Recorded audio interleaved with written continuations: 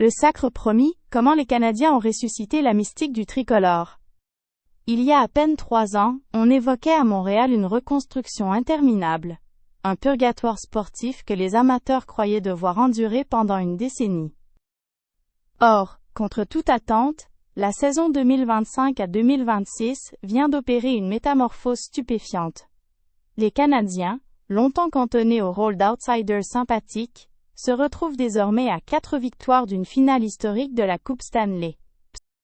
Cole Caulfield, surnommé « le petit tireur », est devenu le premier tricolore à franchir le plateau symbolique des 50 buts depuis Stéphane Richer en 1989 à 1990. Un sommet de 51 filets qui le hisse parmi l'élite mondiale.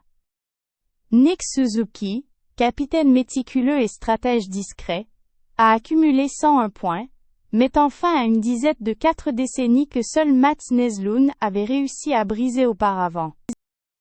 Quant à Lane Hutson, ce jeune défenseur dont la patinage défie les lois de la physique, il a égalé l'inégalable Larry Robinson au chapitre des aides, un parallèle qui hante les soirées des amateurs nostalgiques. Le périple en séries éliminatoires aura été, de l'aveu même des joueurs, le plus exigeant qu'ils aient jamais traversé. Au premier tour, le tricolore a renversé le Lightning de Tampa Bay en 7 duels acharnés, arrachant le match décisif malgré seulement 9 tirs au but. Un exploit défensif d'une rare virtuosité. Au deuxième tour, face aux Sabres de Buffalo, la série a basculé sur un trait de génie d'Alex Newhook, dont le but en prolongation du 7e match l'a inscrit dans les annales. Il devient le second joueur de l'histoire, après Nathan Horton en 2011, à signer 2 buts vainqueurs de série en prolongation, lors d'une même campagne éliminatoire. Cette nuit-là, Montréal s'est embrasé. La rue Sainte-Catherine s'est transformée en une marée humaine célébrant un retour qu'on n'osait plus espérer.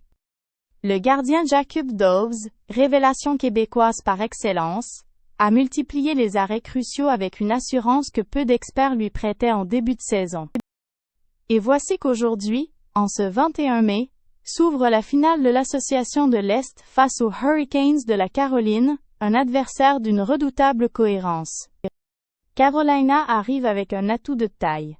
10 jours de repos, après avoir balayé tour à tour Ottawa et Philadelphie, sans concéder la moindre défaite. Frederik Andersen, leur gardien chevronné, affiche un pourcentage d'arrêts vertigineux et une moyenne de buts alloués proche de la perfection mathématique. Pourtant, les Canadiens conservent un avantage psychologique non négligeable.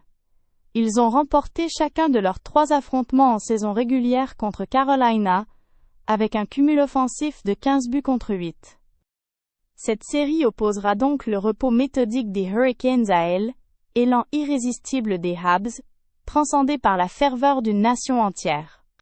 Si Montréal triomphe, le club décrochera son premier laissez-passer pour la grande finale depuis 2021, ravivant l'espoir d'une 25e conquête de la Coupe Stanley, un trophée que cette franchise séculaire considère, à juste titre, comme son patrimoine.